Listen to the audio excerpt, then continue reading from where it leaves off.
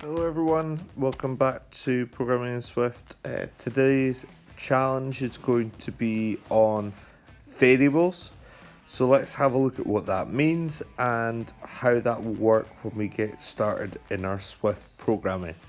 So we're going to look at this problem as if it's around making cups of coffee. So one of the questions you'll ask if you're working in a coffee shop is, well, how many cups of coffee are there? When you're given an answer, let's say 5, this is our variable. So this here is the thing that will change. Now in Swift, we use var for that. That is our variable. So a variable is something that changes over time or within a program. A variable changes and can change. We're going to be learning to do that in a couple of different Learn to Code apps, and I'm going to take you through a few of these. We're doing it over the next 2 weeks, so don't try and rush it, and don't worry if you don't get too far through today. We're going to have more chances later. So first off, let's download Learn to Code 2, which is that green guy, and you'll find him in the bottom row here. I've downloaded them already, so he's no longer in that list. When you open it up, what your task will be to do is to follow through the introduction and make sure you understand what's going on here. Now, when we get into this, what we're going to be doing, make sure my music's off, is we're actually running a set of code that we've been very used to before. And we're going to be adding different variables and changes as we go through. Now, the first one, the gem counter, is always going to be set to 0 because that's when you're going to start. You don't start counting at 1, you actually remember the number 0, so you need to put 0 in. You've still got to make your character collect the gem, but then you've got to change the gem counter to 1. The same sort of challenge happens in this activity, bump up the value. You can do that. And then in the next activity, I'll give you a real sort of a general introduction to how we could approach this. And then that will be you completed the task for today. Now let's have a look at this program here. When we make this, we've got to start off by putting in a number for gem counter. Now, when we start off our count, what's it going to be? It's going to be 0, so we need to put in a 0 in here, because that's how many gems we have to start with.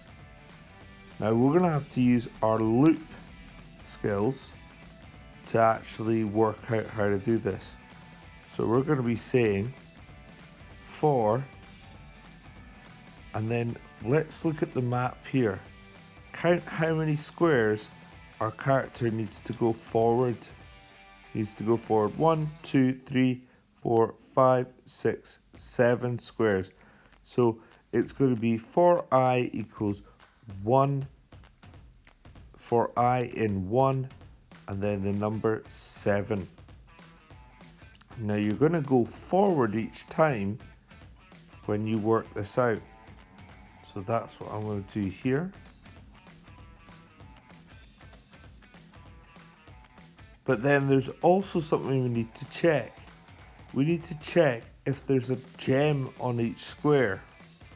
So that's where this other code comes in that's mentioned earlier, which is while, and then the condition here, guys, is on gem, he's going to collect the gem. Now when you collect the gem, what are you going to do? You're going to add 1 to the gem counter. So it's going to be gem counter equals gem counter plus 1. And then, if you run that, this will only get you to the end of the first row, but it should just work out for us.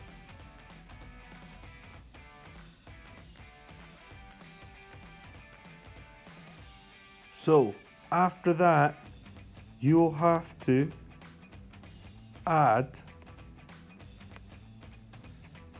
a set of code underneath that. So after you've run that, you're going to have to work out how to collect the other gems. You're almost having to do the same code above, but think about what direction you're going to have to turn before you repeat my code that I've given you. Once you've got completed this level, what you're going to do is you're going to close it down. You're going to set up one more playground. So you're going to go back to this level here, go to see all, scroll through to spirals, click on get, and we're going to have a little play around with some of the variables in this level. We're going to look at the overview, and then we're going to go into this value. And the variables here, guys, are the blue numbers. They're the things we can change. So if I change the track radius to 8 and the wheel radius to 0.5, I can then run my code and see what will happen. And I can make a different style and different shape. So if you would like to, over the next week, this is the challenge for you to get into. And this will set up for the remainder of the next 2 weeks.